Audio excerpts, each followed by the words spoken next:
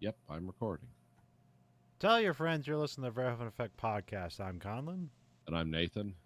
We have a very special episode. We have the 1978 movie Halloween. Nathan, do you have a history with Halloween?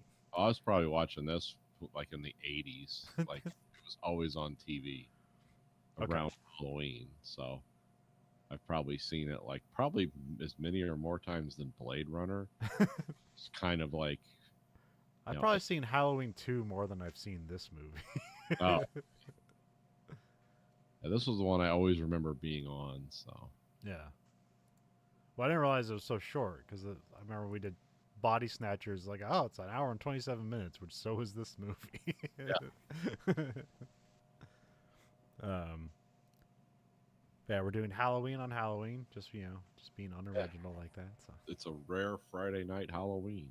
So, Or yeah, it's Halloween's usually not on yeah, it usually happens when it happens. yeah. So it just happened to work out this way. Which Halloween came out October 27th, 1978. Um, yeah, this is kind of like I don't know. The company that released it was kind of like, oh, no, I'm forgetting the guy's name. Um, So the guy that made all the schlocky movies like Death Race 2000 and stuff like that. well, let's see. Production. Who was the guy?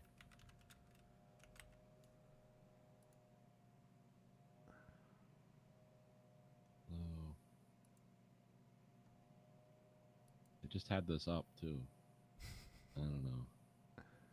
Where does this? Why do I have data up? Roger Corman. That's it. Oh yeah, It wasn't that studio because I think his studio is New World Films, and this is some other studio. This is their first movie that they released, yeah. and This then was like the guy named Mustafa Akkad ran the company, yeah, and he basically um, did had no interest in funding it at all. But he said, "Well, can you do it for $300,000?" And John Carpenter said, "Yeah, absolutely." And this guy was doing like regular like daytime TV shows that had budgets like that. He's like, "Oh, okay, whatever, throw that kind of money around." And so, yeah, that's what happened. um, That because I forget there's a plenty. There's like Compass International, Falcon International, Aquarius releasing. It depends on who like put it out when and yeah, in format. So yeah, it's been because it was basically an independent movie, yeah, and which was yeah. made for you know not very much money even at that time. Yeah, but John Carpenter's a genius. So yeah. I mean, he did everything. He basically like I'll do the music, I'll write this, I'll write it, I'll shoot it, I'll direct it. He's probably on screen somewhere in the movie, right? I don't know. I would assume so. I didn't see any of that. And Uh, it's mostly an unknown cast. I mean, like Donald Pleasance is kind of like the biggest person in the cast, and but Jamie Curtis like was her like father in Hollywood? her mom was the that was she was the lady I think who got stabbed to death in the shower in Psycho. Oh, okay, that makes sense. Her mom, yeah. Because I was also thinking about a thing where like people go back to this movie as being like the prototype for the slasher film, and then I was thinking like, well, Psycho could be that too. So Yeah. there's a connection there. So except Jamie Lee Curtis gets to live. So Yeah, because what was it originally? The script was called The Babysitter Murders. It takes, it was supposed to happen over the course of several days, okay, but then it was just because of how quick they had to make the movie and how they had to put it together. It all happened in one night. yeah. It was supposed to be stretched out a little more. Uh, I remember that. I mean, if you watch the movie with a certain pair of eyes and being like kind of scrutinizing it, this movie is short and there's a lot of long takes, which is usually like the death knell for like independent films where it's like we just need to film time. We just need to fill time with like the cheapest way possible. But they build the tension nice in this movie, so it's not they aren't like wasted scenes like they are in a lot of other movies. No, no, it actually makes sense here. um, well, there's like some movies where it's just like, oh, these characters are walking off. There's some like dialogue the ADR in, and it's just like a 5 minute long take, and like nothing is conveyed. There's no music or anything to punctuate it or anything like that. Um, here's Yeah, a lot. and they also used a lot of like point of view shots Yeah, from the killer's perspective because he has no dialogue. yeah, So it's just him staring at people and breathing in a mask. And those are really those. I mean, they're disturbing today. yeah. It's back then it would have probably been nightmare fuel, but even today it's like, huh, this is wild. So of course, yeah, the director's John Carpenter. This wasn't his first movie; it was his first big movie. Yeah, First movie is like Dark Star, which is like this weird conundrum of a film. It's even cheaper than this. It's a sci-fi movie with like Dan O'Bannon, like the alien people are involved with that movie. yeah, It's a weird dark comedy. It's like mostly not good, but has a lot of interesting things that happen in it. yeah, oh, So. yeah. It uh, definitely shows like it has a lot of potential for stuff. yeah, but Just it and is just like arguing with a bomb and stuff. It's yeah, there's some yeah, great stuff in there. yeah, it's well, yeah, like yeah, the idea, the big idea at the end of it, where it's like a guy's just kind of ejected into space and he's going to fall into Earth's gravity and basically die, but he's like has a ladder with him. He's like, I think I can surf the atmosphere. It's like, well, that's not gonna work out, but it's fun optimistics. Yeah, it's yeah, believe what you got to until you burst into flames. Cinematographer is Dean Cundy, who does have a pretty lucrative like career. Yeah, That has like a kind of a severe drop off, but it's like common where it's like I feel like these guys get burnt out, and there's like, why don't I just do comedies for the rest of my career? yeah, But like he was like cinematographer like on a lot of John Carpenter stuff. Who Framed Roger Rabbit, Jurassic Park, Apollo 13. He worked with like pretty much everybody on like big films. Yeah, like he's like he had to get. Did he win an Oscar? He had to have, right? let me see. Let's see. Oh, he's been Apple. nominated, but I don't see a win. But no, maybe. Yeah, Oh, well. But yeah, he's got a great film career. There is a lot of interesting shots in this movie.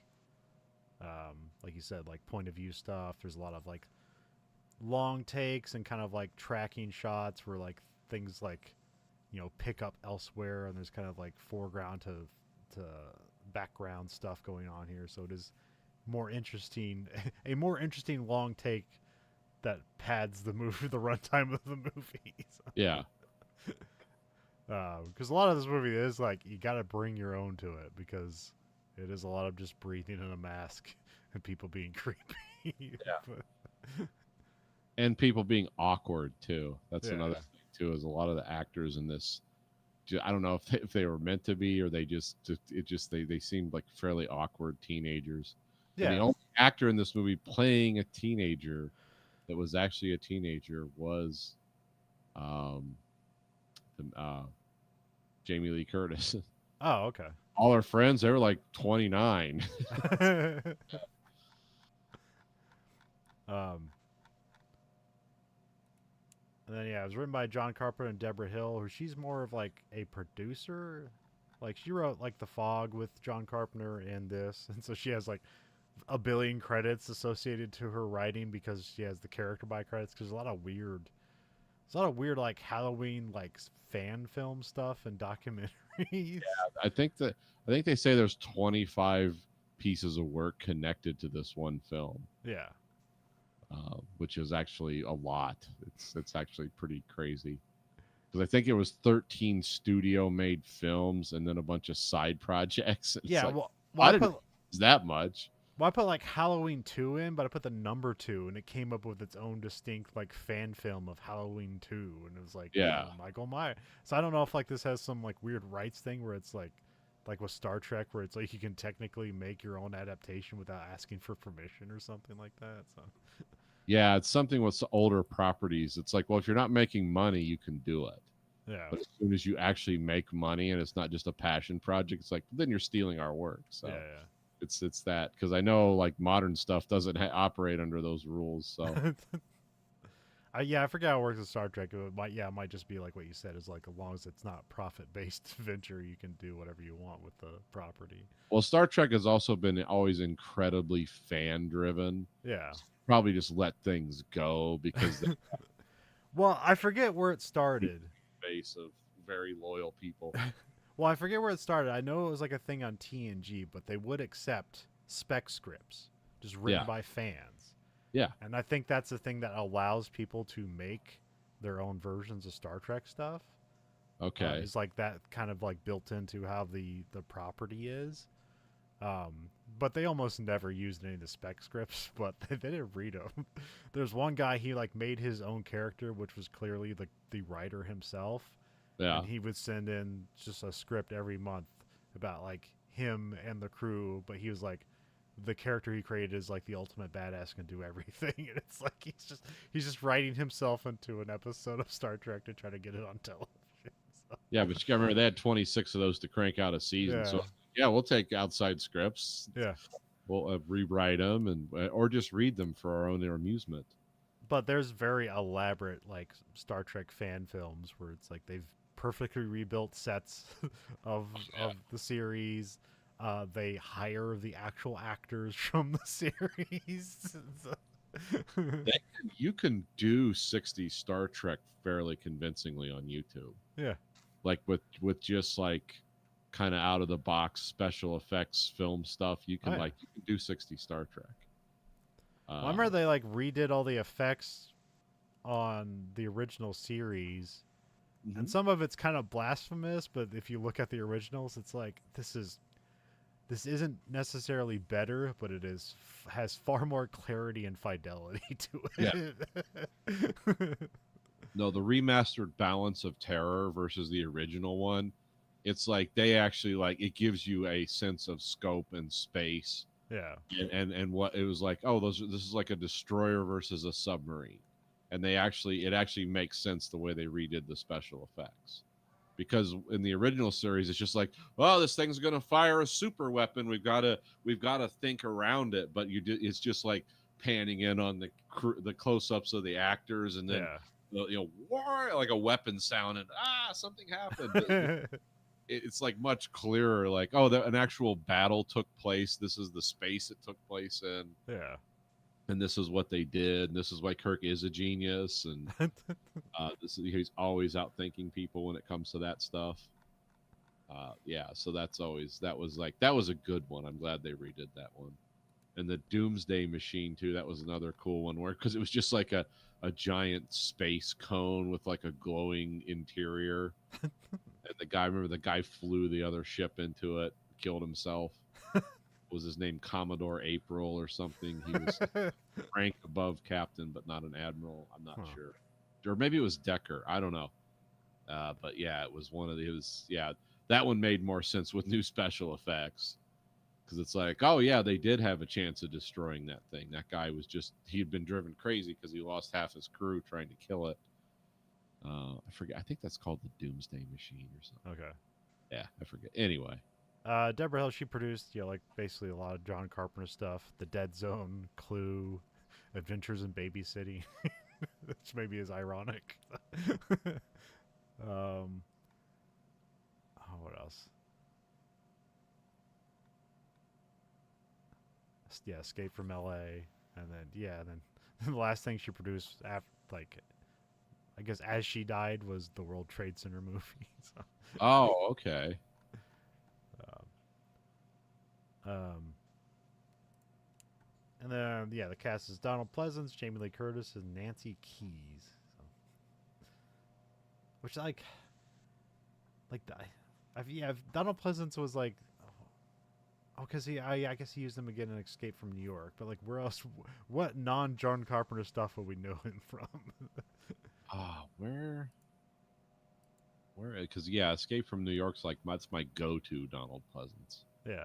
Because he's completely, Oh, he's in 5 minutes he's on screen, he's crazy. his top four movies are Halloween, Halloween 2, The Great Escape, and You Only Live Twice. I think I remember him from the Bond movie, maybe. So, Yes, that's what I was thinking.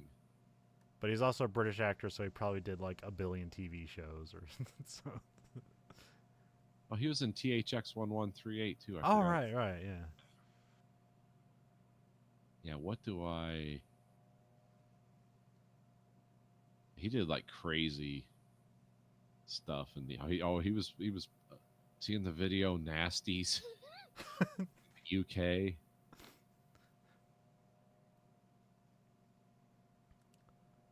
Yeah, he's done a bunch of stuff, but yeah, I can think of him in some Bond movies.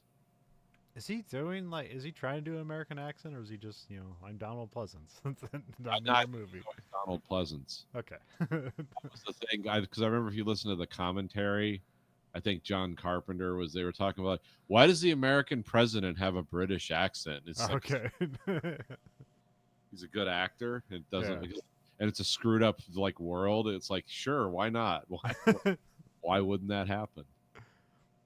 Because I just couldn't remember. Because it's like, well, he's a British guy, right? But then sometimes it feels like he's trying to do an American accent or trying to do like a more subdued British accent. Yeah. I think he might be trying to be more subdued.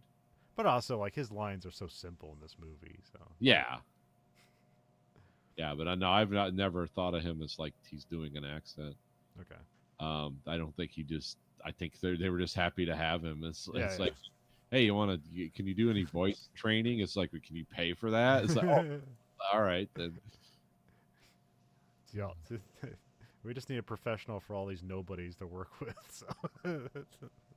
I know he was an actual POW, Okay. fought for the Royal Air Force, and he was the actual because I forget what movie he was working on a movie with a guy, and the director was like, "Yeah, I've got this. I don't need any tips on how to," because it was a movie. I think it was The Great Escape. Yeah. And he's like, "Yeah, I've got this. I know what I want to do." And then someone on this pointed out, it's like that guy was an actual POW in a German prison. He was shot down in a bomber. I was like, "Oh, okay, I'll listen to him then." It's like, why does this guy have all these opinions about this? So it was like, oh, then he started listening to him. But yeah, he was originally he was a conscientious objector until the bombing of London started. And then he was like, oh, okay, screw it. And then he joined Bomber Command. It was I think it was a navigator or a bombardier. I'm not sure, but he did something. But I know John Carpenter was talking about like when on Escape from New York, it was like he was kind of playing this guy who was getting roughed around a lot, had his finger chopped off and had been beaten up, and he's like, yeah, Donald Pleasance actually knows about that. He was a PO. Oh, okay, wow, that's crazy. He's like, oh yeah, when he's firing that machine gun at the end of he loves that. He's great. Thank you so much for this opportunity. So yeah, he's. My favorite one like that is the one with Christopher Lee and Peter Jackson. Oh yeah. Where Peter Jackson's trying to tell him, it's like, okay, this is what it's like when you stab someone in the back, and I guess he was like special forces and the like SA or what's SAS? What's the British special forces? Yeah, it's SAS. I'm not sure if it was that in World War II, but or the equivalent to it during World War II, yeah. the silent service or whatever, something like that. He killed people with knives before. Yes. Yeah. He's like, I know what killing somebody with a knife and them dying sounds like. I'm good, Peter. So sounds like air running out of a bag. It's very weird. Yeah, and this is and I'm not sure. This is always pointed out as being a very successful movie. I'm not sure like how much money it actually made. It was meant to be an anthology movie series where like they would have like Halloween 2 was meant to be like another Halloween, like a horror movie based on the day of Halloween. Yeah.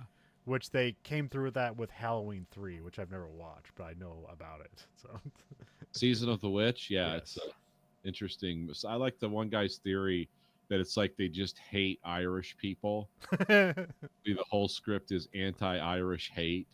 Which is like, if you listen to the idea and the concepts presented in the movie, and it's like, oh yeah, because the main bad guy in there is the guy who was he was what's his name, Don O'Herlihy. He was the head of OCP in the original RoboCop. Remember the guy who's like, looks very bad, Yeah. Yeah, that guy's actually an Irish actor. He was but they were talking about how, because all the lore, the later lore behind Halloween that doesn't really come out in this movie, is like this is all based on Celtic mysticism, and like Michael Myers is the embodiment of the killer. Yeah. And it goes back to like Sam Hain and the cult, beginnings of Halloween, and which is, it's like, okay, that really didn't come through at any point, but it's a cool idea. So And then yeah, they just went back to Michael Myers for like Halloween 4. I think there was like 6 of them, and then they had like Halloween H2O where they brought everybody back. yeah, And then they had that, like, I think it was like 2018 is the, well, no, I forgot. There's the Rob Zombie reboot, which yeah, had, I think, 2 movies, yeah, and then they stopped making them.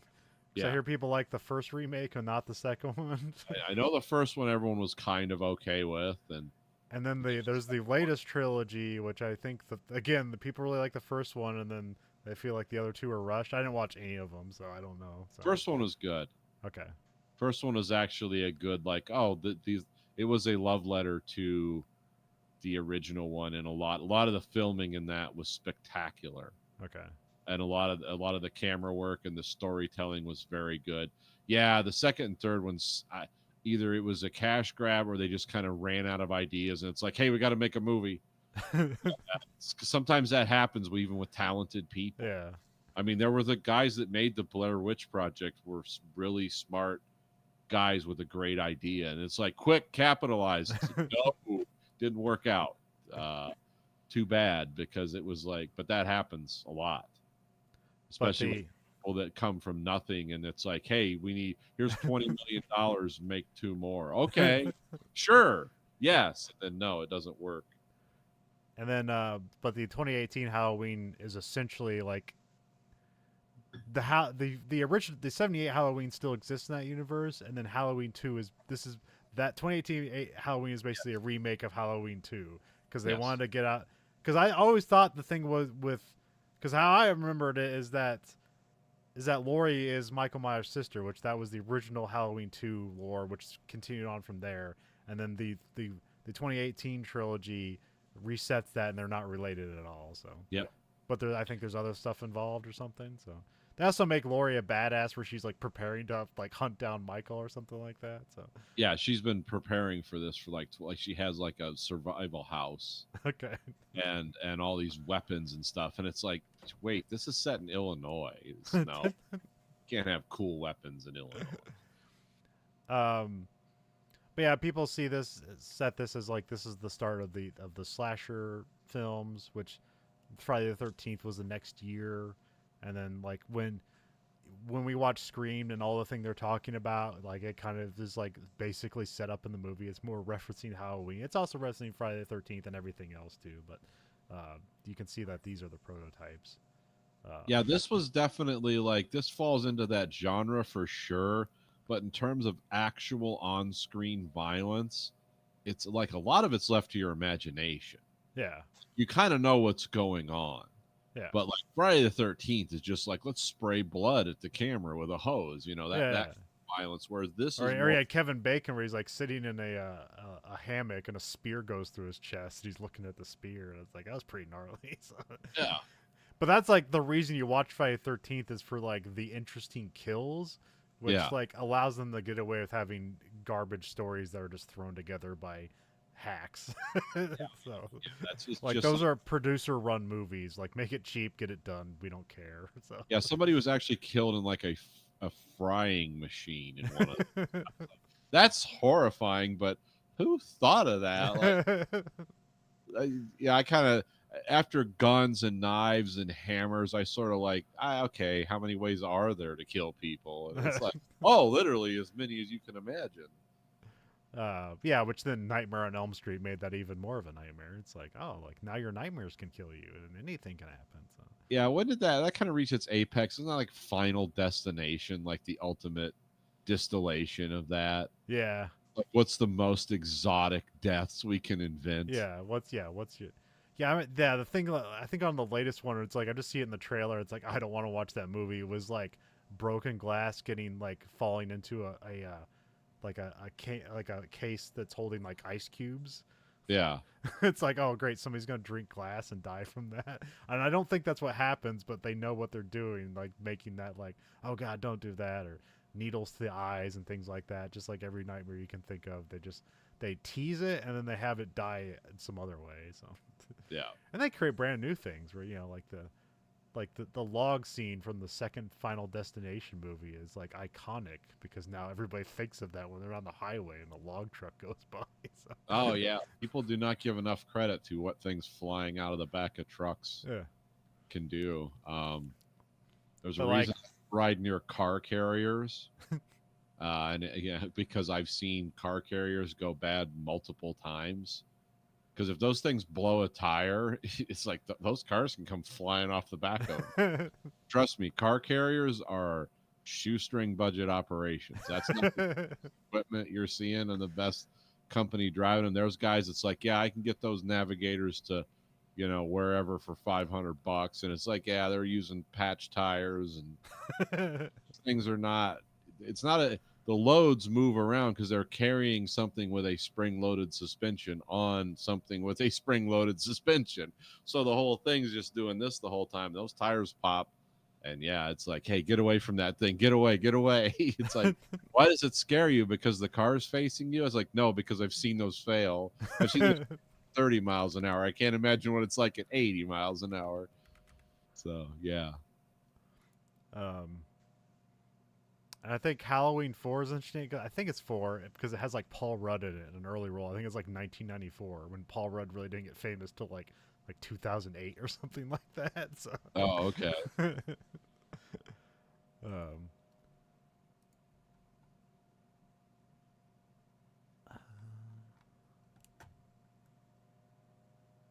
trying to think of other.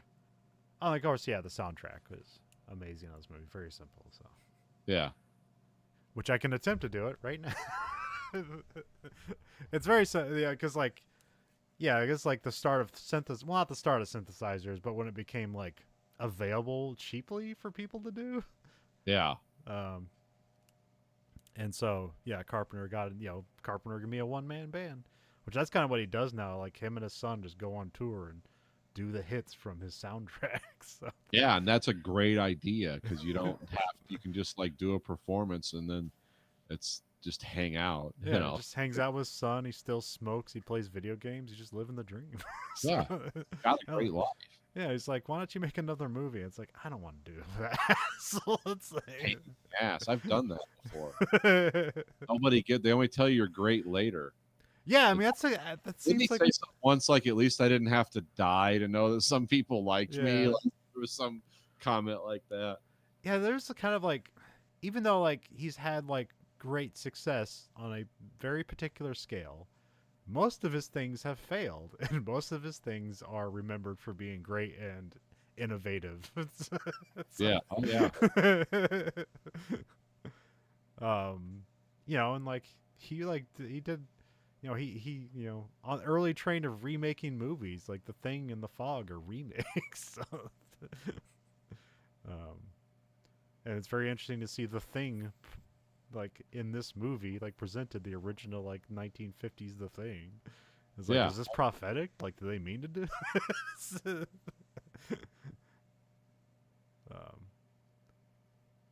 But yeah, we'll get some. This I try to learn as quickly as I possible. It is simple, but this isn't a 5/4 scale, so it's a bit more complicated than I'd like it to be. But it's not too complicated. So I present to you the Halloween theme.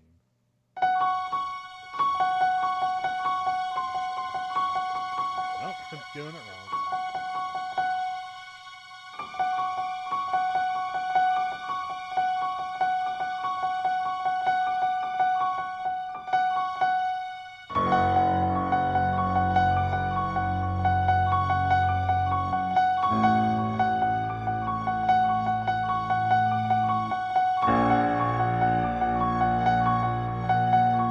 Goes like this. But anyways, very simple, iconic, used throughout this movie effectively. So. Oh yeah, that's a great tension builder. Yeah, because there's a lot a lot of long takes, and then you'll tension it up by having breathing, and then like have a slight thing happen, and then just like bring that score in. So and there's other parts of the score, bits in the score that are just as iconic, but it's just like a simple Halloween thing. So and they'll just pop that up whenever. Yeah. So we'll just get into it. We got Act One. We get the Halloween John Carpenter thing. There's credits. There's just a jack-o'-lantern on screen, and then we slowly push it on the jack-o'-lantern. Which again, this is like long credits to fill time. So movies are expensive. So. We get we open on a house. This is Haddonfield, Illinois, Halloween night, 1963. The camera moves in on the house. We see some young adults are kissing. I mean, these are basically all teenagers, played by 20-year-olds. So, Yeah.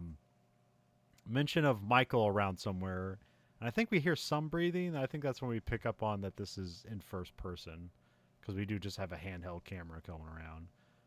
They go upstairs, then the camera voyeurs around the house, and then the camera moves into the kitchen and grabs a knife, and then this basically we know like, okay, the camera is Michael. The guy comes downstairs and leaves. Michael sneaks upstairs. He grabs a mask and puts it on in first person, which is kind of neat. I guess I don't know. I don't know if anybody else has done that before, but maybe. I don't know. His sister's brushing her hair. She's like half naked or just in her underwear. And then he just starts stabbing her and then heads downstairs, kills her. Our car pulls up with his parents. And then they would go to third person as they pull the mask off of Michael. This is Michael Myers, which is funny because there is another famous person, just Mike Myers. Like, I don't know how they got away with that, but they did. I guess just being Mike helped. So Yeah, it helps. or did you think Mike Myers like made his name stand out? It's like, hey, that's the serial killer, and he just dealt with that this his life, and then like it actually inadvertently, it was like kind of a hassle, but inadvertently pushed his career. It could have been. Okay. I don't know. I've never heard one way or not. I know he's really fun to work with, and people can't wait to work with him again. So, Being ironic, or yeah, no, I'm being okay, ironic. okay. Yeah. Because I was going to ask, like, when's the last thing you liked Mike Myers in? I mean, he's always been funny in his. I mean, who's the guy? The British guy, drawing a blank. That he plays. Austin Powers. Yes, that was always funny. Yeah. I just know like the latest. Was it like the Pentacrest or something like that, or I forget what it's called, but I remember people like really, really hated that Netflix thing he did where he played like 9 different characters. Yeah, I don't think it's been. Yeah, he hasn't done a lot lately. There's some like. Oh, it was like it was like he was like playing an Indian or something like that, and there was like a hockey movie or something like that. I think that one was kind of. Oh, the Love Guru. Yeah. Yeah, that one. I don't remember seeing it. I just remember hearing about it.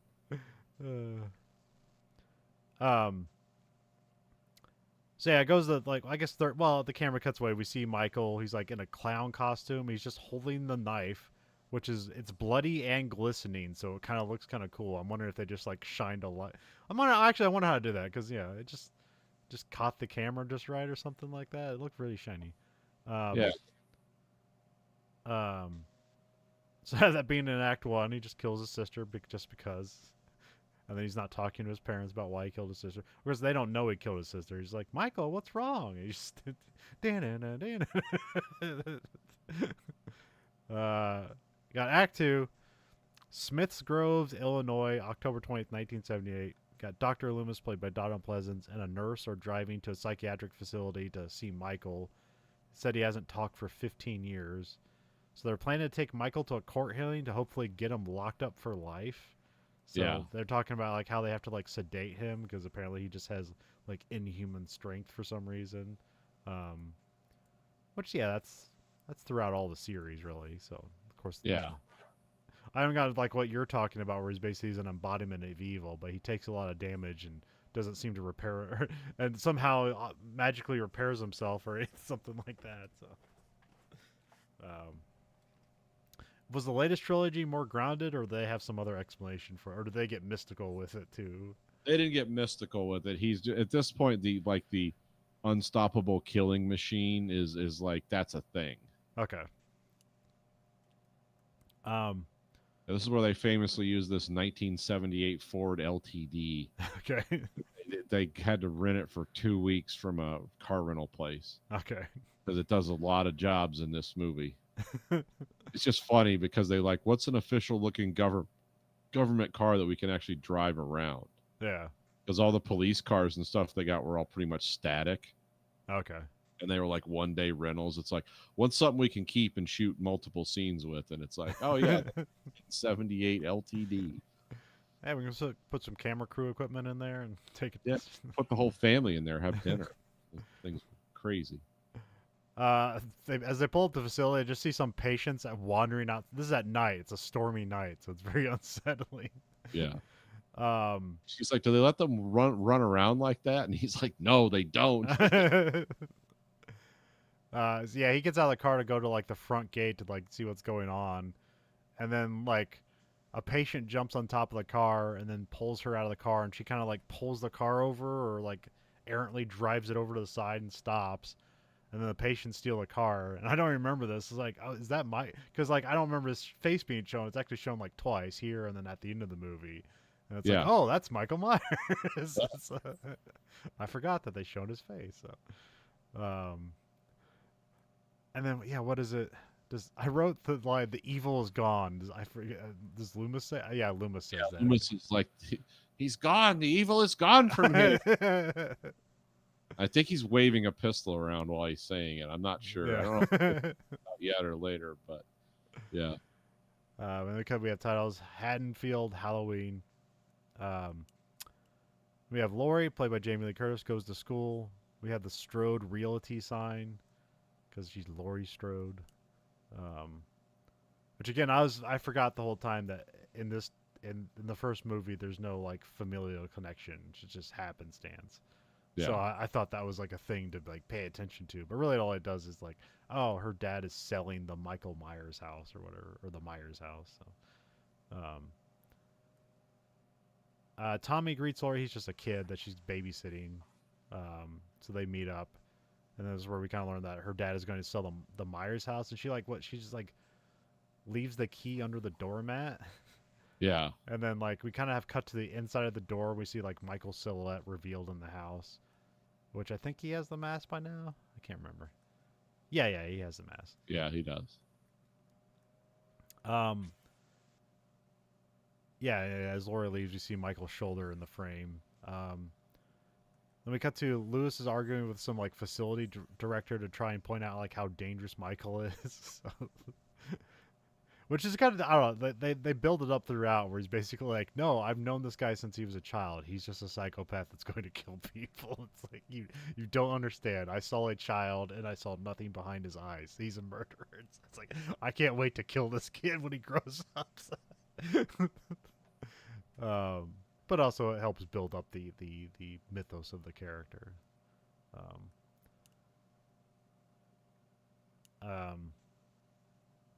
Then we cut to Laurie's board in class, and then she sees Michael in the white mask just staring at her, and we have the LTD station wagon just there too. And then there's kind of like they're talking about fate in the background. I don't know if I didn't like. I vaguely picked up on this. I don't know like if you have any more about what they're talking about and how ironic this scene is supposed to be, if it's just kind of like whatever. So Yeah, because who are they? Were they talking about the brothers? Which one were they talking about? I can't remember. Sometimes it's the classic thing in screenwriting where you talk about fate in your screenplay, which is ironic because you're the person making the screenplay. So fate exists because you're God to the screenplay.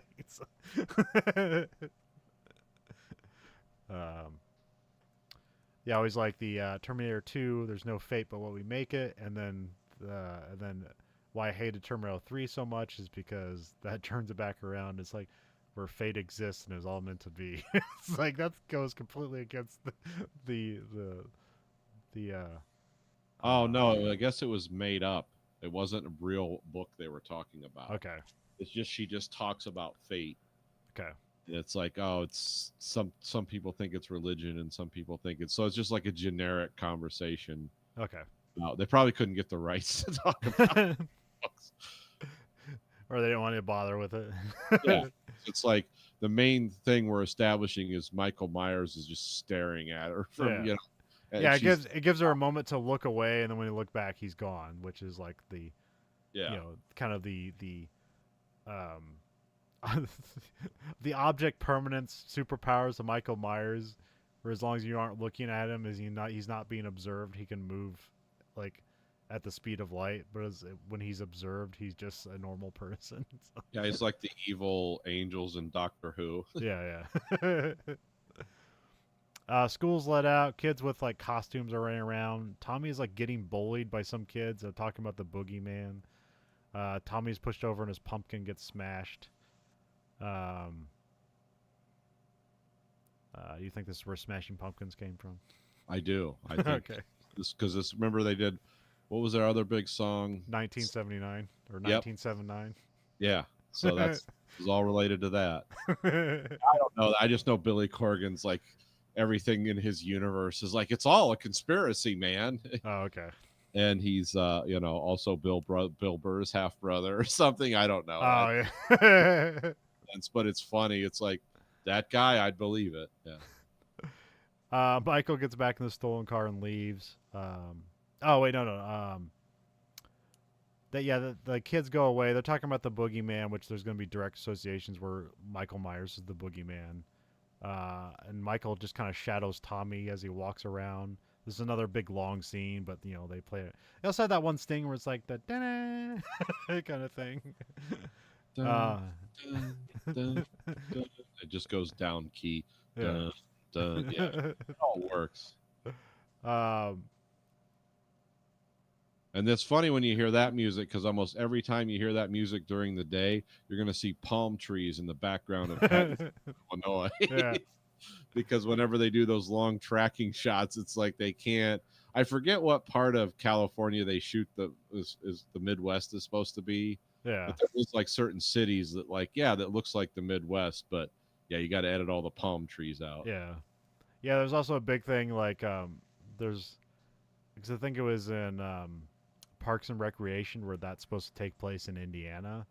Yeah. And then when you see them at a house, like a thing that California does that I'm not sure if they do it elsewhere, but I know it's at least usually unique to California, is that they put the addresses on the curbs of the road. Like the curbs will be painted red, and then the house numbers will be white on the red paint.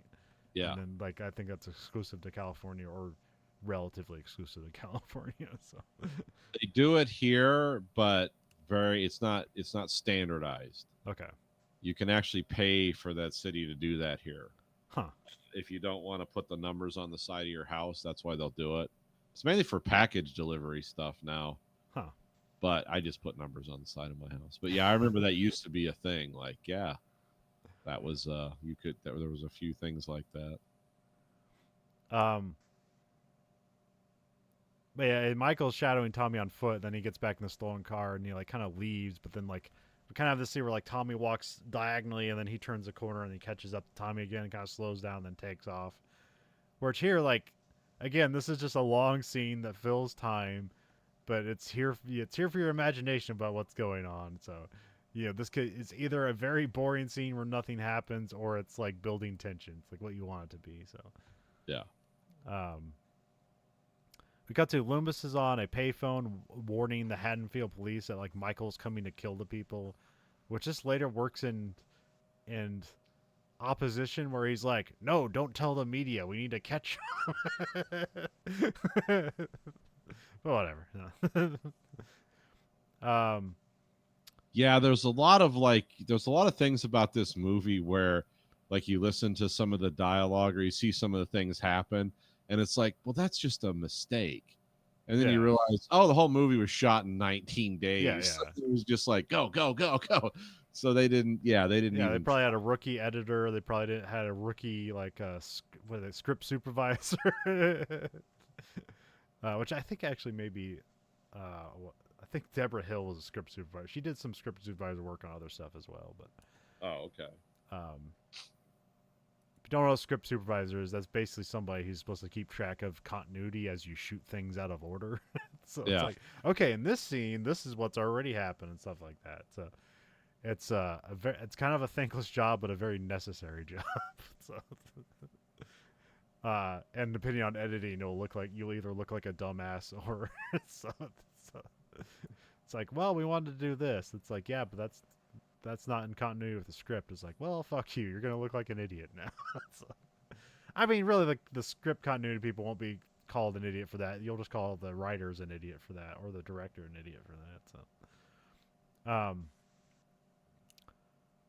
So, Loomis finds Michael's hospital clothes, like where he swapped them for like coveralls, and then we get a shot of a dead body that Loomis doesn't see. So that's Yeah. yeah, that'd be the second kill, I guess. Yeah. Although, like, yeah, he just killed him for his clothes, and I guess, yeah, I don't know. There's no rhyme or reason for Michael, but like, No. he's not randomly killing Before people. he escaped the hospital, he'd killed one person, his sister. Yeah.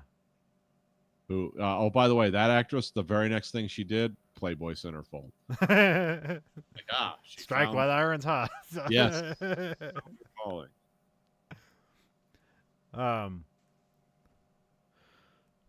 Lori walks in with a friend. Linda starts smoking. Annie chases them down. Lori sees the station wagon slowly driving by.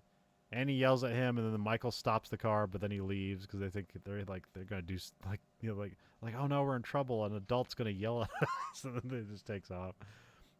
Lindy and Anna are also babysitting, but using it as an excuse to like fool around with their boyfriends at like the house without parents in it. So Yeah.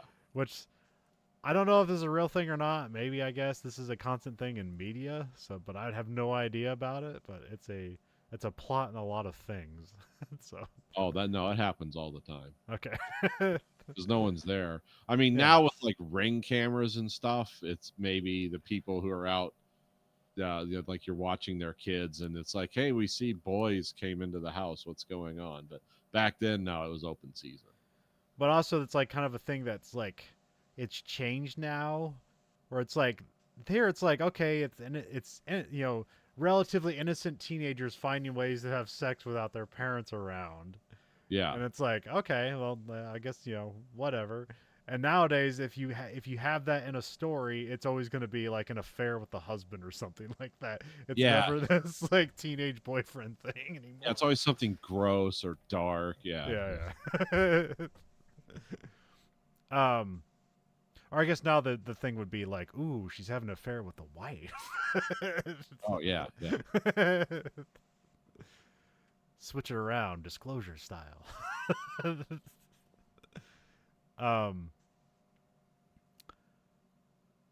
Michael's standing at a bush and he just walks behind it. Like this seems like this is like both like well done and just super awkward and weird at the same time. So it's like because like all right, let's tally it up. What happened? A man with a mask stood by a bush and they walked behind it. And then when they went to look behind it, he wasn't there anymore. It's like, ooh, cinema. Whatever. The way it's framed, it's like it looks weird. Yeah. But you, the audience, it's like that's strange. What do these other people think? Oh, they didn't see it. Yeah. Huh, okay. Yeah, because I think like Annie is like busy looking down in her purse or something like that, and then Lori's like, "Hey, that guy," and then like they kind of look at each other, and she's like, "What guy?" And then they look back, and he's gone. But we do see him step behind the bushes, like from Lori's purview, and then she's like, "There's a guy behind there." Then she with Annie, Annie, and then Annie runs up. It's like he's not here. What are you talking about? So,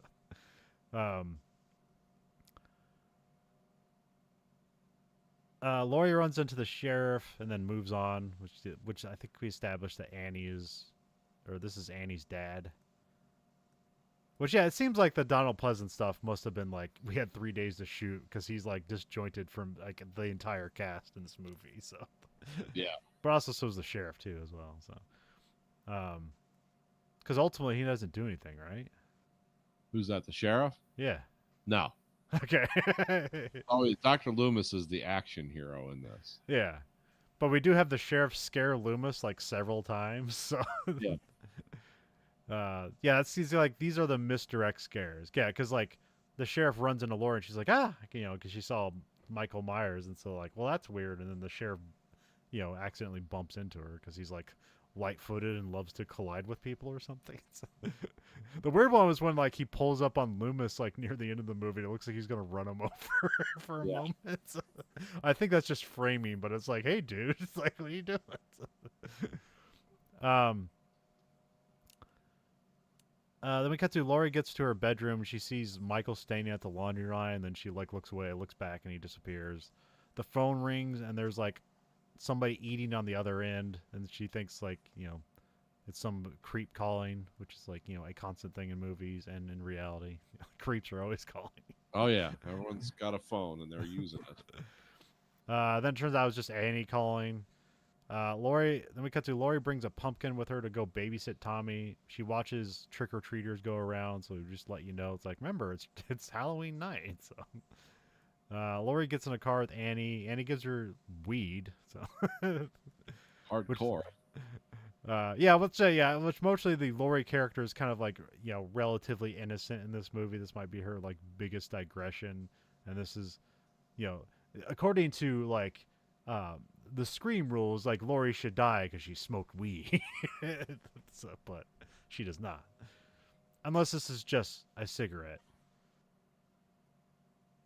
I think it's weed. Yeah, because they're like he smelled it, didn't he? So no, he didn't. Okay. Well, no, they mentioned that they think he smelled it on him, which I feel like that means weed, not necessarily cigarettes. So I figure a cop would smell that and know what that was. Yeah. Then we cut to Loomis goes to the grave of Judith Myers, which that's Michael Myers' sister, and then the gravestone is just missing. And there's also like the weird stuff with like the Undertaker here, where he's just like talking about stories of other like murders that happened, and then Loomis is like, "Hey, can you pay attention? Where's this fucking grave?" Yeah. But I don't remember this at all. I didn't remember like him taking this grave. I didn't remember it popping up in the bed at the end of the movie. I didn't remember that at all. Let me cut to Linda and Lori smoke weed and listen to "Don't Fear the Reaper," which I don't know if that was intended in Scream when they had that in that movie, a different like slowed down version of "Don't Fear the Reaper." It's probably a two-way thing. Yeah. It's like, again, an homage to an earlier film, and it's a movie about killing people. So. Yeah. And it's in a scene where it's like ultimately that the person that is the killer shows up. So.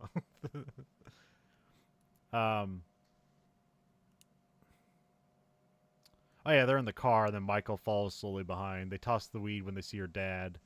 There was a break in at the hardware store, and he says knives, a mask, and a rope were taken. I think it was a rope or what? Yeah. Okay. Because like, does he ever use rope? It's one of the most illogical scenes in the movie. Because the hardware store there's an alarm going off. It's the middle of the day. It's just like full sun. It's like, well, they close in the middle of the day. They close for Halloween. Yeah. They're selling masks at the hardware store. Although, and they got like what, a kitchen knife at the knife in this movie is like crazy. It's like a foot long like chef's knife. Like, it is something weird. Like maybe it's real, I don't know, or maybe it was just a prop. So, but like it's a huge knife, or at least it looks huge in Jamie Lee Curtis's hands. Well, because if you pay attention, because when you first see him in the mask when he's outside, like when he disappears behind the bushes, and at other times it means, oh, that store alarm's been going off for like 5 or 6 hours. Yeah. But he's there. Sheriff finally got to it after school. Yeah. Yeah, because like the first time we see Michael means we had to have robbed the store. Yeah. Oh yeah. Which in the timeline of this movie was like probably 8 hours ago. And like you said, just been going off downtown the whole time. So. But that's part of the fun of this. That's when you realize, like, oh, this movie was shot in 19 days. Yeah, okay, I get it. And it was completely shot out of order. Yeah. There's even no even attempt to like, nope, we got to do this. And they got to fill a runtime, so it's like you're not cutting that out of the movie. Nope. So. Although. And they didn't have the money to do day for night or anything like that. Yeah. I mean, half the budget of the movie was spent renting the equipment to film the movie. Yeah. Loomis meets with the sheriff. Michael drives by in the back, which he doesn't see. We cut to Laurie's bum. No one asks her out to the dance. Um, then we cut to Michael watches Annie go to her babysitting job. Then we cut to the sheriff and Loomis go to the Myers house. They find a dead dog, which I don't remember this. Like, we don't see it, but it's like Loomis implies that Michael fed on the dog. Like, it's just like he needs to feed, and he just like ate a dog's throat. It's like that's hardcore. It's Again, this was a person who was put in a mental institution when they were a child, yes, like a young, maybe 12 years old. yeah, And again, but because he is the personification of Celtic evil, it's like, yeah, he'll just eat a dog, just eat whatever he can find, roots, berries, and yeah, like, and I didn't realize like I also don't remember him murdering two dogs from this movie. So, I remember the one. I remember. It's like, yeah, they killed another.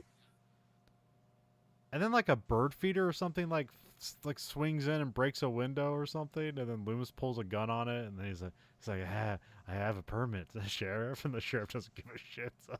Yeah, you got to remember this is Illinois. Yeah. Having a civilian having a permit to own a gun, carry it would probably be a big deal. I don't think you can even do that there now.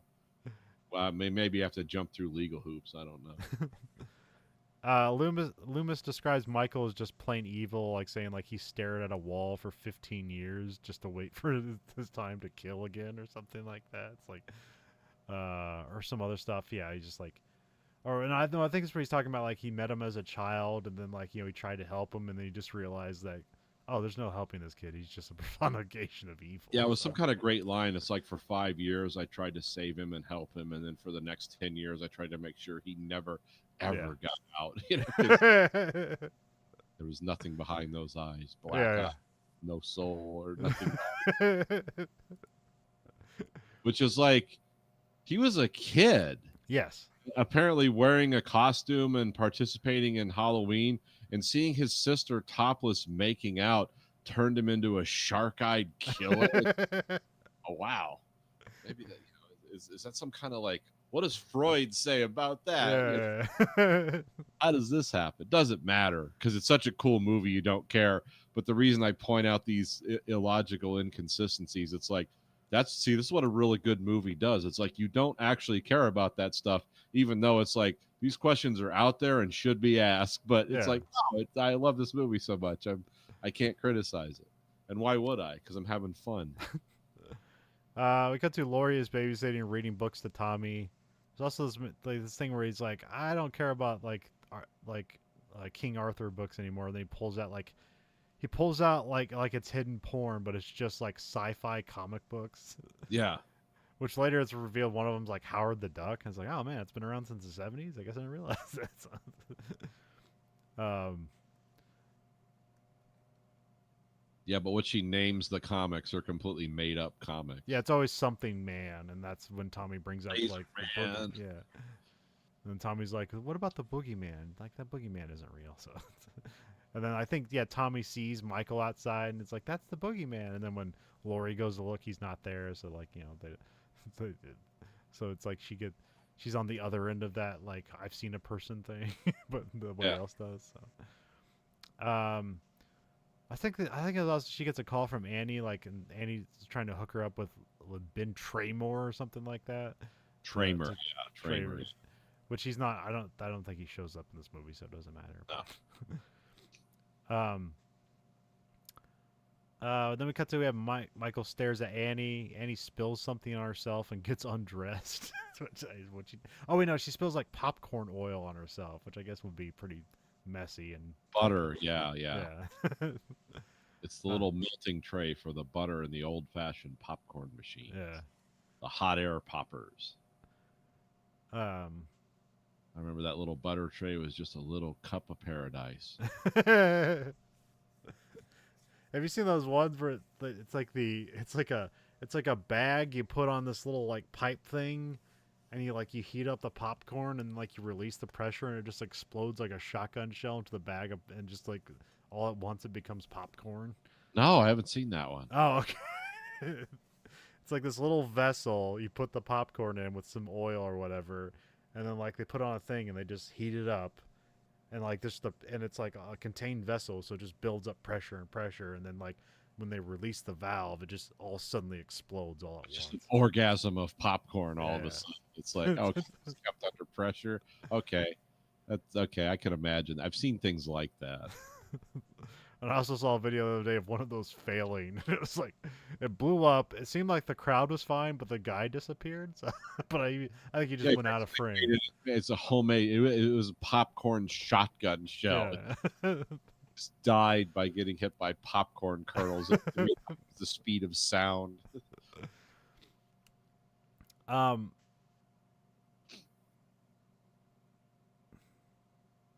Yeah. This were my. Well, we also we had the dog was yelling at Annie while she was on the phone, and then like it goes outside, and this is where Michael kills the dog by just like I don't know, like putting a sleeper hold on it till it dies. Yeah, I forget how they said they filmed that because they had some kind of bodybuilder, and it was like pick up the dog, don't hurt it. Even then they wanted to. Yeah, you But just see its legs dangling, but they do go like limp. but essentially what they did was that was filmed in reverse because actually what he did was he set the dog down Okay. and but the way it was presented to us was backwards. Huh. Okay. Dangling legs thing kind of worked because what happened was he was holding the dog and then it's like, oh yeah, that's why its legs were dangling, but that actually came later, so they just did it in reverse Huh. because they didn't want to hurt the dog in any way. Yeah. because the guy that they hired that was strong enough just to like dead pick up a dog like that was some kind of bodybuilder. He's like, hey, I don't want to go too far with this because some of those guys are like, yeah, I'll do that, crack, and like, oh. So he really didn't want to go too far with it. So what they did was they just pick it up and set it down, and they did that a few times, and they just presented it in reverse. It's like that actually works. But it does. If you now that you know that, watch it again, you'll be like, oh, that does look kind of odd. And then we cut to where the thing is playing on TV, which we'll see. Like they hold on the TV again. They're filling time here, Oh which yeah. I don't know if they had to get the rights to do this. I presume maybe it was just really cheap. I don't know. I'm not sure how that worked back then. That it's like the company that distributed this might also have the rights to that. Okay. Because there was a time when that stuff was just considered like garbage bin, like nobody cared Yeah, about. because at that time there wasn't Yeah, an aftermarket. There wasn't like a home video market. Like you would just sell the TV, and by this time that movie would be like almost 30 years old. So who cares about it? It has no value. So yeah. I mean, they lost the rights to stuff like that because yeah. of things like that. And then it's just had this renaissance later with, like you said, video and DVD and on demand and VHS and all that. And it's like, yeah, so back then it probably wasn't a big deal. Yeah. It was kind of an interesting foreshadowing too, considering the director went on and did probably his most acclaimed movie was Yeah. the remake of The Thing. But I think Escape from New York's pretty high up there too. Yeah. I mean, really, like almost all of his movies are just, I like vampires. I haven't watched it again, so maybe I'll like.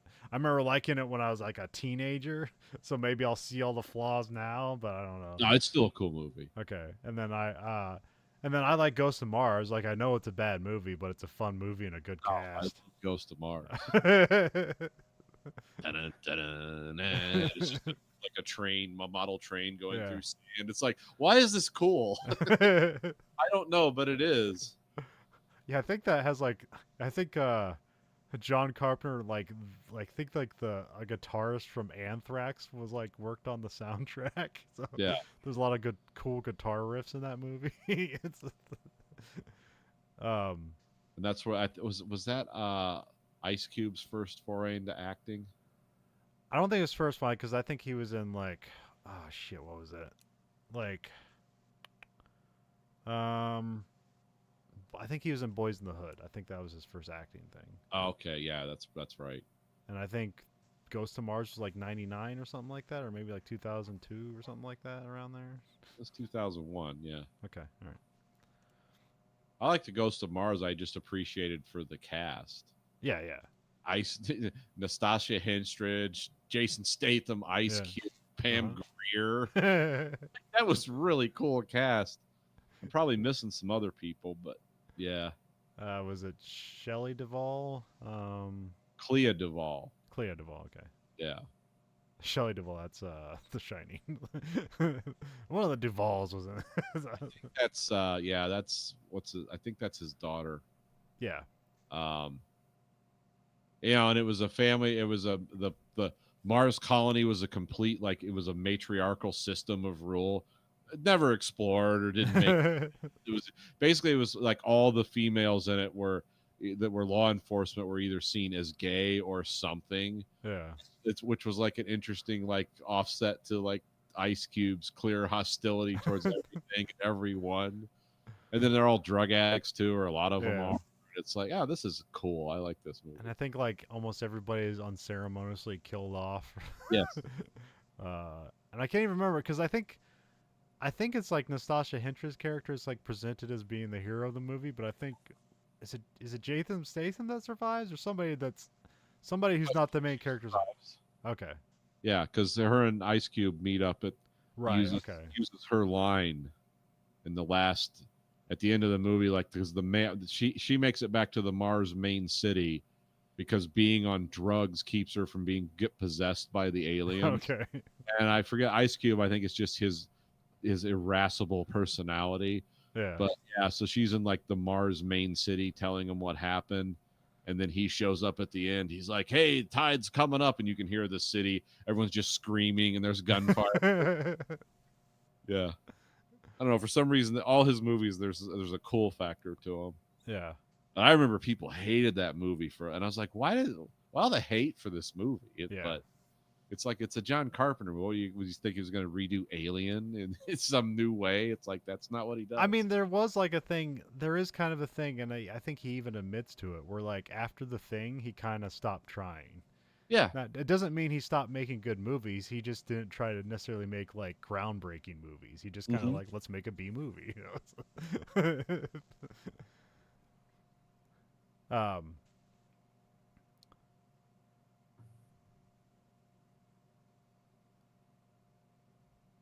are we at? Oh yeah, Annie goes out to do her laundry out in the guest house or a detached garage. I'm not sure what the hell this is. Yeah, it seems like, it's some kind of weird laundry garage. Oh, you have those in the Midwest, so all the pipes can freeze up in the insulated part of your house. I mean well, yeah, and like in California, they'd have like what's that called, like a pool house, where it's kind of like it's like a place for people to get dressed to go in the pool, and it does have like electricity, and maybe that's one of these things, because there's always like that was like what's his name, Kato Kalin was like famously like a pool house guest to the Simpsons. Oh, that's right. Yeah. Yeah, it is like a living quarters. I mean, it's not meant to be, but it can be used to be one. So. Yeah. Annie gets locked in and then like bangs on the door to get Lindsay's attention. That's the kid that Annie's babysitting, which is interesting. Like she goes on to be like one of the like housewives things. Yeah. Reality things. Oh, okay. It's like she's one of like the, what do they call it? What's the housewife show? The reality TV? Housewives. Yeah, that's yeah. So she's one of those. So, okay. It's like, would not have guessed that. And I think like the kid that plays Tommy, like he didn't really have a big career, but he's done like some stuff lately. Like in 2023, he did something, but it might have just been like some voice work or something like that. But like his Internet Movie Database is like seems like a recent picture because he's got like gray hair and stuff like that. Because now he's like in his 50s or whatever. So.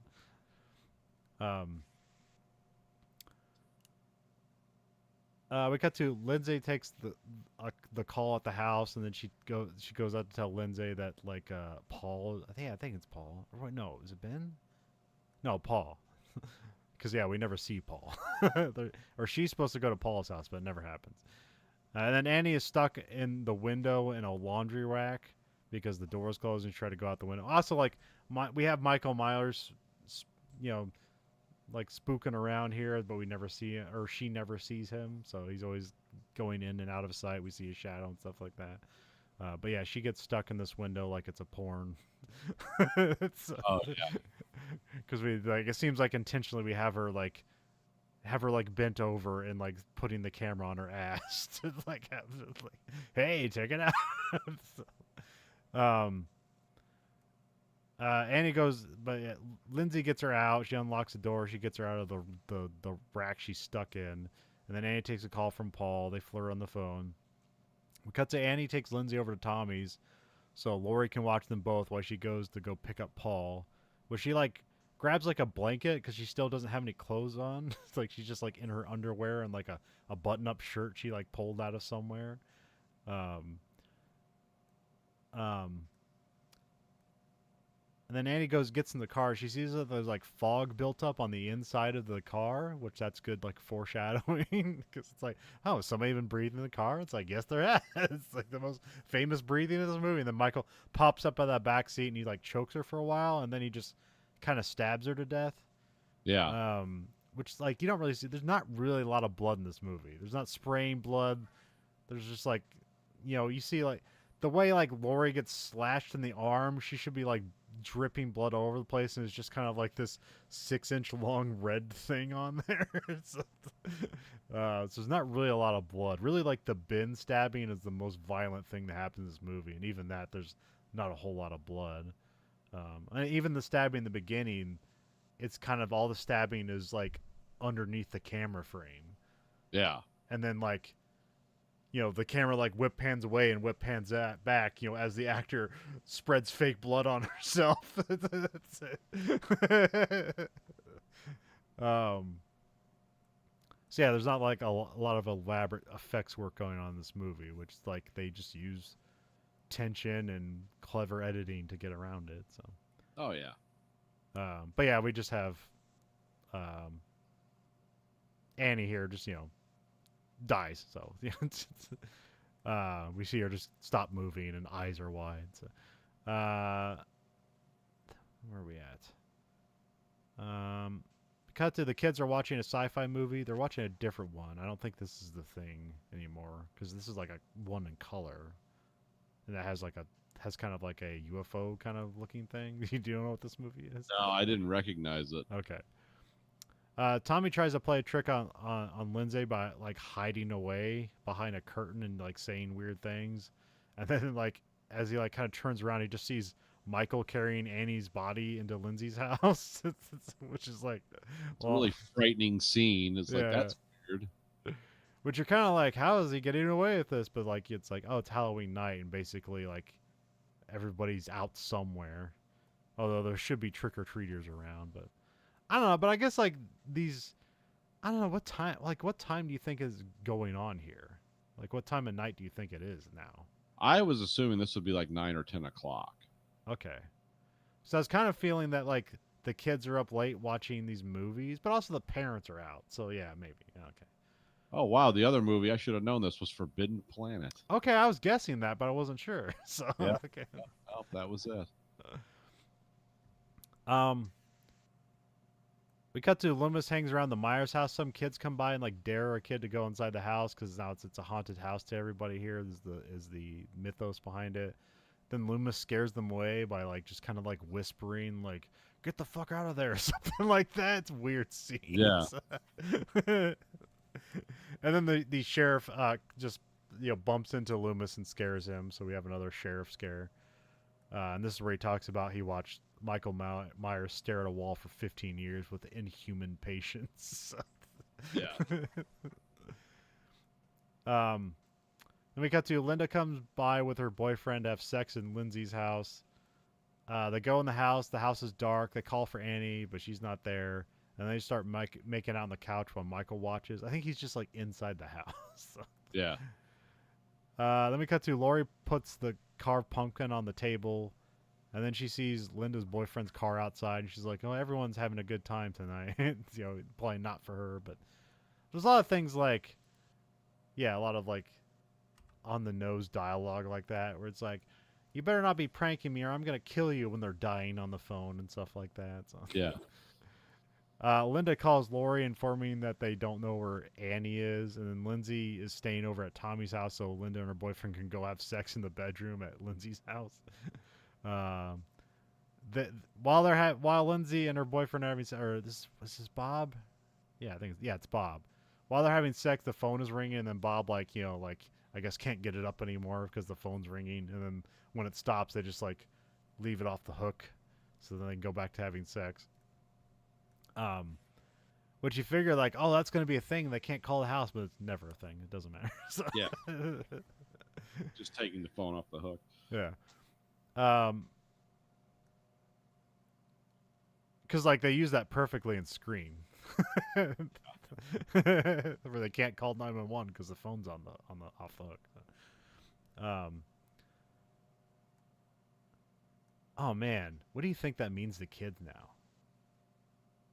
What, the phone is off the hook. I don't have any concept of that. Yeah. Because I mean, I guess on old phones there is kind of a hook on it, but that's really like to the old timey like Lassie, phone thing, right? Yeah, that was because later it was more like the cradle. Yeah, cradle. Yeah. Phones. What would you do now? You just like send it to voicemail. Something. So yeah, they finish up and having sex and then smoke in bed. And then he says, "I'll be right back. Don't get dressed," which that was a thing in Scream, where like if you say "I'll be right back," then you'll be dead. So that happens here. So we cut to Bob's in the kitchen getting beers, and then Bob hears breathing and asks around for people like, "Hey, you're trying to make a trick on me," which is like a constant thing in the horror movies. Like, "Hey, you playing a trick," and then they die. And then Michael just pops out of the closet and like holds Bob off his feet against the wall, and then he just like stabs Bob to the wall. So it's a very effective, simple scene that's pretty nightmarish. And then you just have this weird where Michael just kind of stares at him as he like kind of like moves his head in different directions, like he's looking at an art piece or something like that. No like understanding or empathy there at all. And then we cut to Michael goes upstairs wearing this. What's weird? Like I don't know. Like the I guess this is more like tension building, but like when you're trying to like think of like the Michael Myers character and like what this is doing. But I don't know. I guess when he killed his sister, he put on a mask, so maybe this makes sense. So Yeah. But he's wearing like a sheet over him with two eye holes cut out, like as a ghost costume, and then he has Bob's glasses on over it, and then he just stands and breathes as basically Linda talks to herself. And then he doesn't say anything, and then she gets up and calls Lori, and Michael just comes up behind her and strangles her. Lori thinks it's like sex moans at first, but then Michael picks up the phone, just breathes into it, and then but she's not like fearful at first. She's like, "Huh, that's weird." So these people are creeps. Yeah, but we've also established the Annie like chewing on the other end, because actually when she picks up the phone, like I thought like I completely mixed up all the characters, because she says, "Annie, is that you?" And I'm like, "No, it's Laura. Did I mix up all these characters?" Like, no, it was just like, so I don't know if that was an editing error or if that was like a because Annie's also supposed to be around this house, so it's a possibility that she's calling her. So yeah. Lori goes and checks on the kids. They're asleep in a bed upstairs. So that'll be in the Act 2. We got Act 3. Loomis is antsy outside the Myers house. He spots the hospital station wagon, and then he's like, "Oh, we got to get on the move. We're in the wrong place, I guess." We cut to Lori grabs the keys and makes her way over to Lindsay's house. She knocks on the door and calls for Bob, Linda, and Annie, and nobody answers. And then she goes in through the open kitchen door, and Bob isn't stuck to the wall now, so he's somewhere else. Lori follows around some noises in the dark, and then Lori goes upstairs to the bedroom, and then she sees Annie dead on the bed with a Judith Myers headstone on the bed. And then we see Bob swings down dead from the closet. He's just hanging around there, swinging back and forth.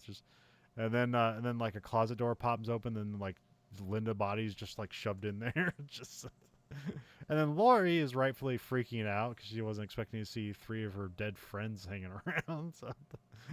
And then Michael pops out of the darkness and slashes her arm, which it kind of like slashes her whole shirt, and then like they kind of play off as a wound, but like there's barely any blood throughout the rest of the movie. But that's probably just for continuity reasons. Like, just put a little bit of blood in there. Who cares? So, yeah.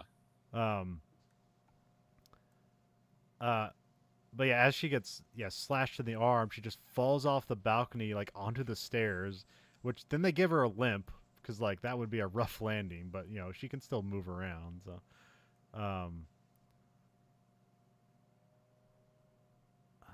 let's see.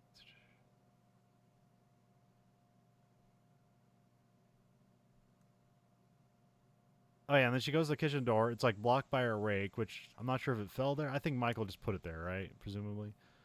I think so. Yeah. Okay, and then she breaks the window and then moves the rake out of the way. Which this I don't know, like we have the Laurie character like think on her feet, but a lot of these movies they have this thing where like people just die unceremoniously, like trying to run away from the killer. Where it's like every kill in this movie is just a sudden surprise. Yeah. So there's never like, oh, they didn't defend themselves kind of thing here. It's just like Laurie's the only one that gets a chance to defend herself. So, whereas in other like slasher flicks, it's always like everyone gets a chance to run to the killer, and then everybody dies except for the last person. Yeah. So,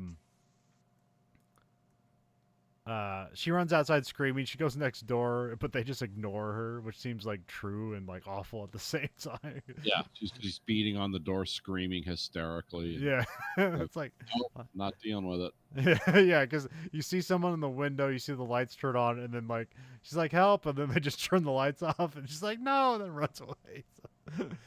So, she tries to go back to Tommy's house, but she lost the keys somewhere. She gets his attention by throwing like a potted plant at the window, and then he comes down, opens the door. She gets inside. She tells Tommy to go back upstairs. She tries calling 911, but the phone doesn't have a tone, which I don't know if Michael cut the phone line or if he left a phone off the hook somewhere else or anything like that. She's kind of like cowering at a couch, but she like grabs a knitting needle, so it's like she has kind of a plan. And then Michael misses stabbing her, and it just like goes right into the couch, and then she just stabs him in the neck.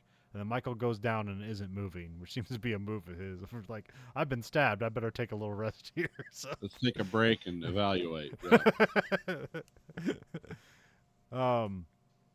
we cut to Loomis is walking the street. The sheriff pulls up. This is where he almost like hits him with the car. Loomis tells the sheriff to look around, and we'll never see the sheriff again. So he's been completely useless this entire movie. I'm gonna go try to scare some people over here. Laurie gets the kids. Michael's walking up, or yeah, is walking up around the stairs, and she locks the kids in one room and runs in the other. She like opens. I think she's trying to like throw off Michael. She opens the balcony doors, and then she goes into the closet, which she ties the door handles so he can't open it. But he just like he doesn't fall for the ruse. He just immediately goes for the closet door, which she's also like breathing heavy and making noises, so maybe that's obvious. But I don't know. Yeah, she's like kind of crying and stuff too. And also like he did just punch his way through like a regular door in this movie, and like these would be even more brittle, and he kind of has a harder time with breaking through it. But whatever. So he is like breaking through like the little what do you call that? Little slatted woods on the trifold doors. Yeah, Yeah. And so he's breaking through. He's kind of like trying to stab her like with his half his torso hanging through the door, and then she like undoes a hanger and then just stabs him in the eye. Then he drops the knife. She grabs the knife and stabs him. He goes down again, takes a little rest. So,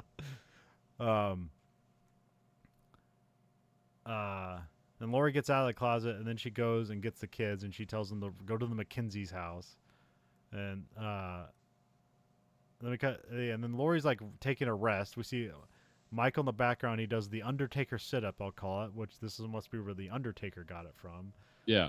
Because the Undertaker, the wrestler, the character Undertaker, he'd always have a move where it's like, it seemed like he's been obliterated by a wrestling move, and like nobody's ever gotten up from this. And then he'll just do this thing where he does like, without like pushing up from the ground with his arms, he'll just sit up like and just like into the sitting where like legs straight out, but it just sits up and then like kind of looks around. So he must have taken this from the movie, and I didn't realize that like, oh yeah, that's the Undertaker sit-ups. That's where he got that from, because it is like unsettling kind of in a weird way. Well, yeah, it is weird because this guy's been like stabbed in the neck with a sewing needle or with a big knitting needle. Yeah. lost one of his eyes or at least had some kind of damage done, and he's taking a knife to the guts. Yeah. It's like, okay, I'm ready again. Back like a machine. He's just Yeah, sitting yeah. ready for action. I can't remember what. Yeah, did yeah? Was there something about Halloween that somebody, or was that something? Oh no, no, no, no, that was Terminator and Westworld. I was wondering if there was a connection between Halloween and the Terminator, or like they bring influence from the Terminator into Halloween. Um, Well, other than the unstoppable killing machine, yeah, it's just the Terminator is more rooted in like it's a machine. yeah, It's just like a car, but it looks like a person, and it just has one goal. yeah, Where Michael Myers is like, well, he's a human, but not really. No one's that single-minded. Like, I've got to kill this person regardless of consequences. It's like, no, even the craziest people would understand consequences. yeah. Not this guy. We cut to outside. Loomis just sees the kids running out screaming, so he's like, "Well, this must be where the danger is." We cut back to Michael grabs Lori. She escapes and rips his mask off, so we see Michael's face again. He puts the mask back on, and Loomis just shoots Michael, which, like, Lewis moves in on Michael, and he shoots him off the balcony. He basically just empties his revolver into Michael. And then we see, like, Lori kind of cowering, and she goes, "Was that the boogeyman?" And then he's just like, "As a matter of fact, it was." And then Loomis goes to look over the balcony, and then just Michael's body is no longer there. And then we just said, and we have like shots. Used was the Smith & Wesson Model 15 Combat Masterpiece. Okay. Heavy framed J-frame 38 special. Oh, okay. Which would give you a lot of control because it's essentially, how did the one guy describe it? It's like a 357 weight frame with a big grip, but it's in the 38 caliber. It would give you a lot of control. Okay. That's why it was called the combat mat. It was realistic that he could aim that with one hand and hit someone. Okay. Because there wasn't a lot of like slamming recoil going on. And but yeah, apparently he didn't use hollow points. Michael got up. Then we have like shots of the house and like Michael's breathing, implying that he's still alive and so and credits. That's the end of Halloween. Orange credits, just themed. So, but yeah, this is a template slasher flick. Great simple horror movie. So set the tone for the 80s. The 80s only made it more ridiculous. So. And we still have great other things about that. There was something else about this movie that was interesting. Oh, the time of year they were filming it, and in California, pumpkins were virtually impossible to find. Okay. So everything you see in this movie is some kind of gourd that's been painted orange. Okay. All right. It's not the credits pumpkin is a pumpkin. Yeah. But yeah, you just couldn't get pumpkins in California in May. Huh. They couldn't get pumpkins around here in May. So yeah, it was kind of it was interesting that they had to use other gourds with orange paint on them to look like pumpkins. Yeah. Which is kind of like it's just the whole movie right there. It's like, man, all the difficulties. It's like, how do we solve that? Paint and other fruits. Like you take a watermelon and cut it in half and paint it orange. It's like, that's a pumpkin. Because they're not shooting for high definition back then. Yeah. Yeah, that works.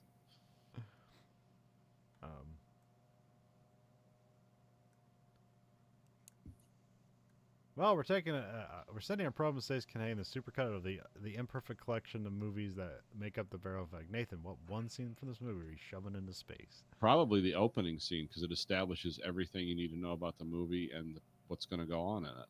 Okay. I know that's probably not the strongest thing, but considering like just the randomness of the character, it's like, yeah, because that's how this whole movie is going to flow. Why is he doing this? Who is he? No, we don't know. And you get the sound, or they get the Halloween theme, so it makes sense. So. And you get to see naked chick. So that says everything.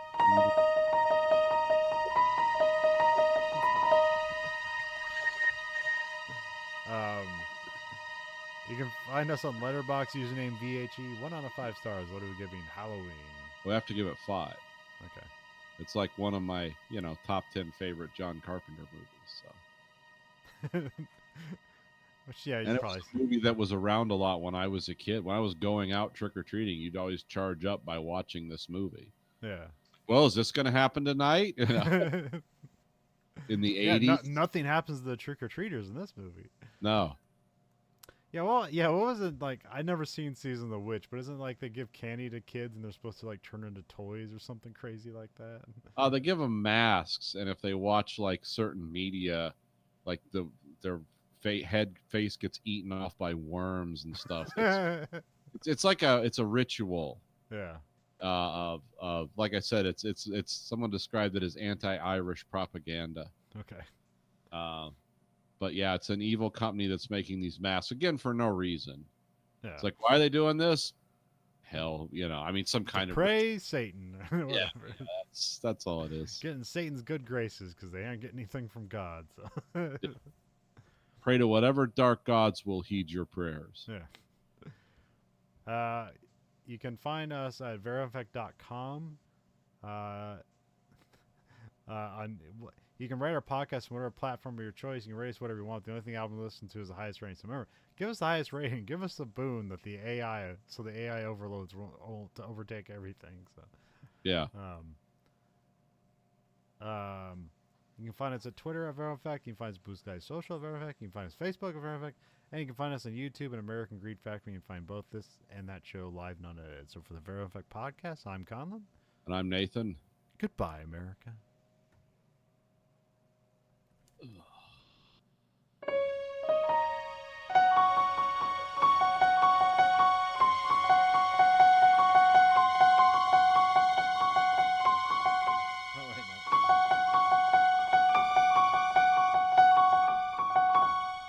See if that gets taken down. I mean, I played it half wrong anyway. So. No, you didn't. You did that on purpose so we wouldn't get it. Yep. Right. So you created your own. What did you do?